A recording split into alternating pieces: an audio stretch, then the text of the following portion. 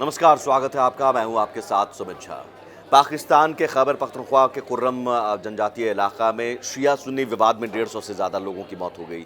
Syria में अब विद्रोहियों ने जो विद्रोह छेड़ दिया है असद शासन के खिलाफ और वहां पर तबाही मचा दी है।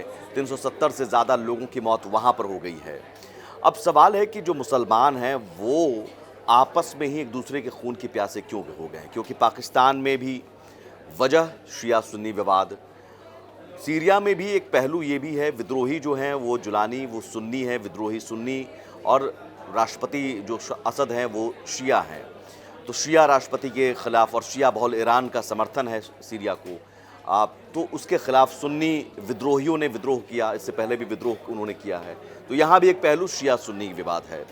सवाल है कि शिया सुन्नी जब इस्लाम को मानने वाले मुसलमान हैं तो आपस में शिया सुन्नी के नाम पर क्यों एक दूसरे के खून के प्यासे हो जाते हैं। इस वीडियो में आपको बताते हैं कि कैसे इस्लाम आने के बाद दो गुटों में बंट गया मुसलमान, और शिया सुन्नी की वजह से कैसे अलग अलग देशों में लड़ाइयाँ होती रही हैं, विद्रोह होते रहे हैं। दरअसल दुनिया में मुस्लिम आमतौर पर दो समुदाय में बटे हैं, शिया और सुन्नी। पैगंबर मोहम्मद के बाद ही इस बात पर विवाद पैदा हो गया कि मुसलमानों का नेतृत्व कौन करेगा।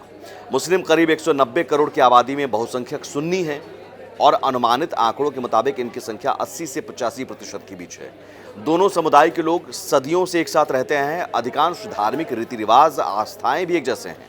इसमें इबादी आंदोलन का भी जिक्र है। इबादी आंदोलन या इबादिज्म इस्लाम की ही एक ब्रांच है, जिसके बारे में कई लोग मानते हैं कि ये खारिजाइट्स के वंशज हैं।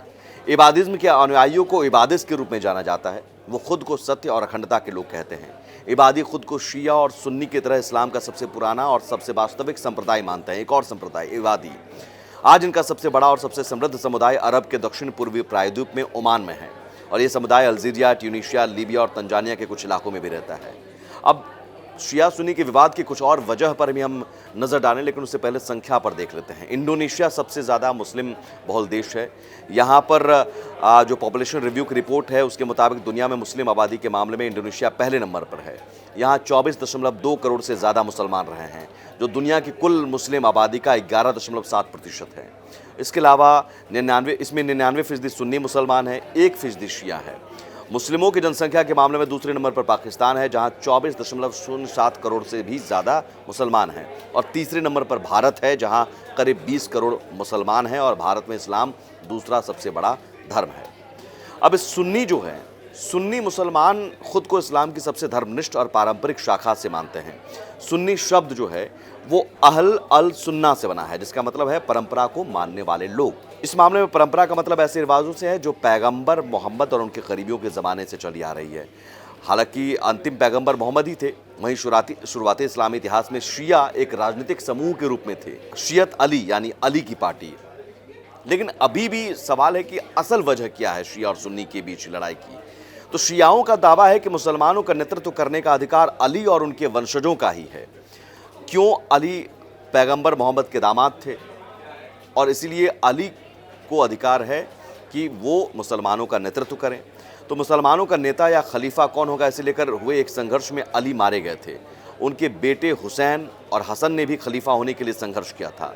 हुसैन की मौत भी युद्ध क्षेत्र में हुई, जबकि माना जाता है कि हसन को जहर दिया गया। शिया इसीलिए शहादत और मातम मनाते हैं, जो मातम मनाने का रिवाज है।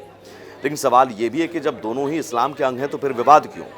तो ईरान, इराक, बहरीन, अजरबैजान और यमन में शियाओं का बहुमत है। इसके अलावा Afghanistan, Bharat, Kuwait, Lebanon, Pakistan, Qatar, Syria, Turkey, Saudi Arabia और यूनाइटेड अरब ऑफ अमीरात में भी इनकी अच्छी खासी आबादी है। मगर उन देशों में जहाँ सुन्नियों की सरकारें हैं वहाँ शिया गरीब आदमी में गिने जाते हैं। उनके साथ भेदभाव होता है और उन्हें दबाया जाता है। कुछ कट्टरपंथी सुन्नी सिद्धांतों ने शियाओं के खिलाफ नफरत को बढ़ावा दिया। एक वजह का एक पहलू ये भी है घोड़ा। जी हाँ, घोड़ा। इस्लाम और घोड़ों का संबंध सदियों से रहा है। शिया ज़्यादा मानते हैं, और एक किताब के मुताबिक और कई जो मान्यताएं हैं उसके मुताबिक मुसलमानों की पवित्र पुस्तक कुरान में एक पूरा अध्याय सूरह अल अदियात घोड़ों को समर्पित है।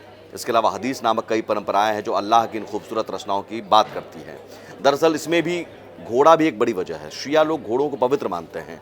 उनके यहाँ घोड़ों का मांस खाना हराम है, और एक घोड़े ने कैसे करबला की लड़ाई में हुसैन के लिए बलिदान दिया, ये भी कहानी है। माना जाता है कि जुल्जनाह का नाम का एक अरबी घोड़ा था जो शियाओं के हुसैन इब्न अली का था। जुल्जनाह बहुत वफादार माना जाता था और अपनी ताकत, सहन शक्ति और स्वामी भक्ति के लिए प्रसिद्ध था, और करबला की लड़ाई के दौरान हुसैन इब्न अली की रक्षा की थी। और इस जंग में घायल हुसैन इब्न अली ने अपनी चोटों के कारण दम तोड़ दिया, तो जुल्जनाह खून से लथपथ अपने परिवार के पास लौटा और उन्हें सचेत करने के बाद मर गया। यही वजह है कि मुहर्रम के जुलूस के दौरान उस ऐतिहासिक बलिदान का प्रतिनिधित्व करने वाले एक सुसज्जित सवार सहित घोड़े को सम्मानित किया जाता है। लेकिन घोड़ा कैसे शिया सुन्नी विवाद की वजह है, ये आप जानिए। वास्तव में घुड़सवारी एक खेल है।